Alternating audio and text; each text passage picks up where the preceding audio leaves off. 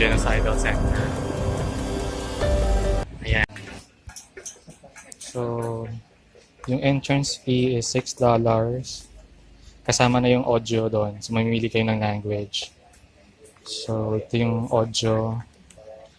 As you parang may commentary din sa mga lalakaran. So, bago pumasok, ito, bibigyan kayo ng headphone, tsaka itong para yun sa information. So, dun yung ito yung entrance. So, andun yung nakalagay yung start from here to there. So, from here on, di na ako kuha ng video.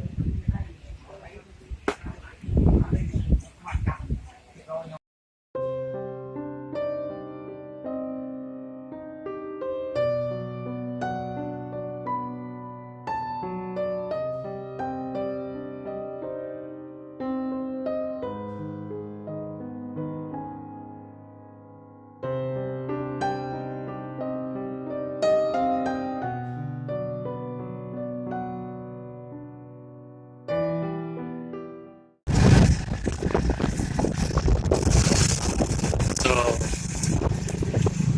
nakatapos ko lang dun sa PHNOM Genocidal Center. And lalabas ka talaga ng mabigat yung loob mo. So, kung pupunta kayo dito, be sure na medyo alam na yung history nila para hindi kayo ma-shock or maiyak dun sa mismong site kung ano yung mga ginawa dun sa mga tao. So yung nagsasalita dun sa audio guide, isa siya sa mga survivor nung Khmer Rouge regime na nangyari nung 1975 to 1978.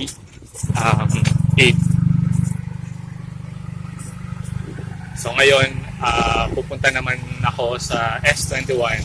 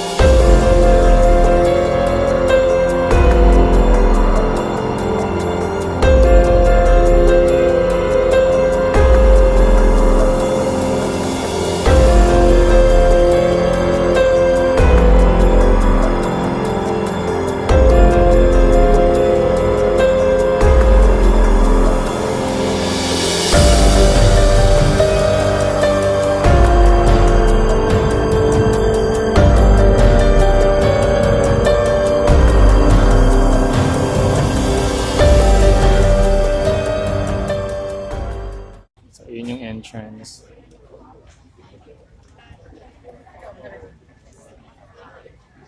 So, dito na ako, nakabili na ako ng ticket. So, yung ticket nagka-cost ng $8. May kasama ng audio yon. Pumili ko ng language. And then, kung ayaw nyo naman ng audio guide, $5 lang siya. So, ito yung ginagamit dito. Ito yung headset, tsaka yung device para sa audio guide. So, ito siya. Yan. Dati daw tong school.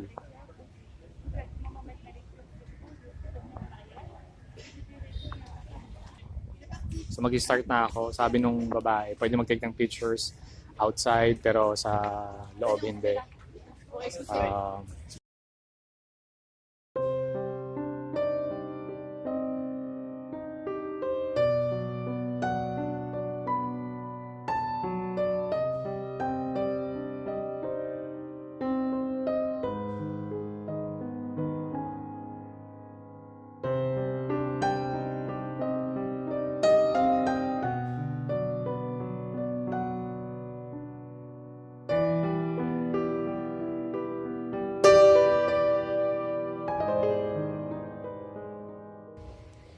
So, 4 building siya. Tapos dun sa isang building merong movie room.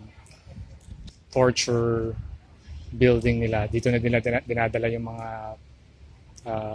hinuhuli nila. Tapos dito nila in-interrogate, tsaka tino-torture. Tapos yung iba, dito na rin pinapatay. Tapos yung the rest, sinesend dun sa Chung Ek killing fields. So itong sa labas, yan, hindi na nila tinanggal. Ito yung barbed wire para hindi makatakas yung mga nandito. So, naikot ko siya ng 2 hours, more than 2 hours. So, talagang pagpunta kayo ng Phnom Penh, ito talaga yung pinaka dapat hindi nyo ma-miss. Ito at saka yung killing fields. Although hindi talaga siya yung typical na masayang puntahan, pero as in marami kayong matututunan about sa nangyari sa Cambodia. So ito yung S-21 from outside.